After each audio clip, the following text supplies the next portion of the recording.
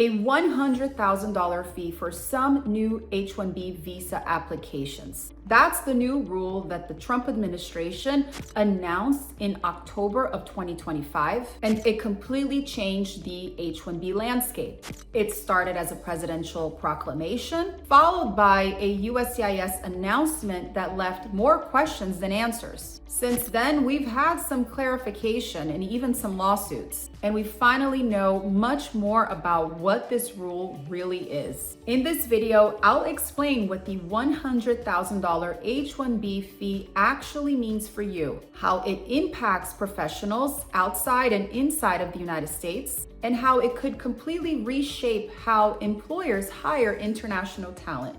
Let's discuss it. So let's talk about the basics. What changed and why it matters. Announced in early October 2025, it is officially effective for petitions filed after September 21st, 2025. Introduced by President Trump's proclamation, then clarified by USCIS a few weeks later, it requires certain employers or visa applicants to pay a one-time $100,000 fee before they can get their visa. It does not apply to petitions filed before the effective date. It does not apply to those people wanting to extend their H-1B visa stay or change from a non-immigrant to H-1B status if they're physically present in the United States. And the official justification is to encourage U.S. employers to hire U.S. workers. But in practice, it is an unprecedented financial burden compared to the old filing fees, which were usually a few $1,000s. The rule mainly applies to H-1B visa applicants outside of the United States. Those inside of the United States who are changing status, so for example, an F1 student changing to an H-1B,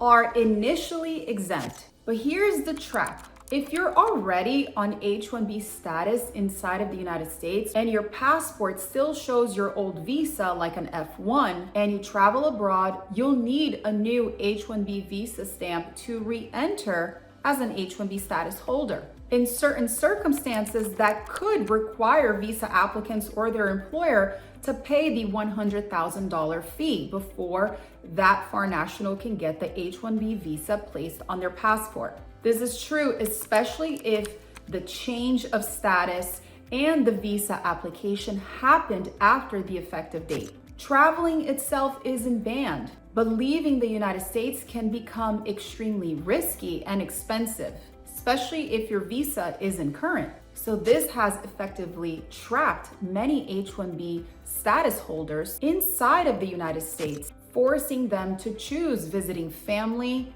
and maintaining their status and their work and life in the US. Immigration attorneys are calling it a cruel and punitive byproduct of this rule. Small employers will struggle the most. We're talking about hospitals, clinics, schools that depend on foreign nationals. Hospitals in rural areas often rely on doctors with H-1B to fill critical shortages. Schools sometimes hire foreign teachers on H-1B to fill gaps. Many of these employers simply cannot afford to pay the $100,000 fee, and they cannot find U.S. workers to fill these positions. The results could be fewer doctors, fewer teachers, more staffing shortages in critical sectors and underserved areas. On a human level, this rule narrows the American dream. It signals that only the top 1% of earners with wealthy sponsors are welcome to come to the United States because they have no problem paying. The policy is already being litigated in federal court by major business groups and immigration advocates. Lawsuits argue that the rule violates immigration law and was unlawfully implemented.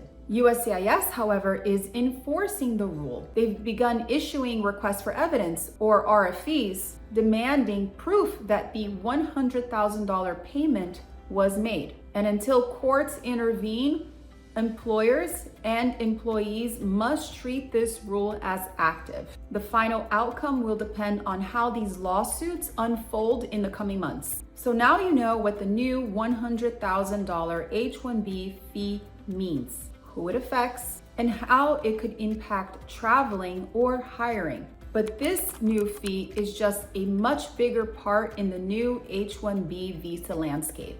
In my next video, I'll explain another major change, how the traditional H-1B lottery may soon be replaced by a wage-based selection rule, and what that means for both professionals and employers. If you're on H-1B or planning to apply for an H-1B, this video is for you. This next video will help you understand how these two policies work together and what to do before they take effect. You can watch it right here.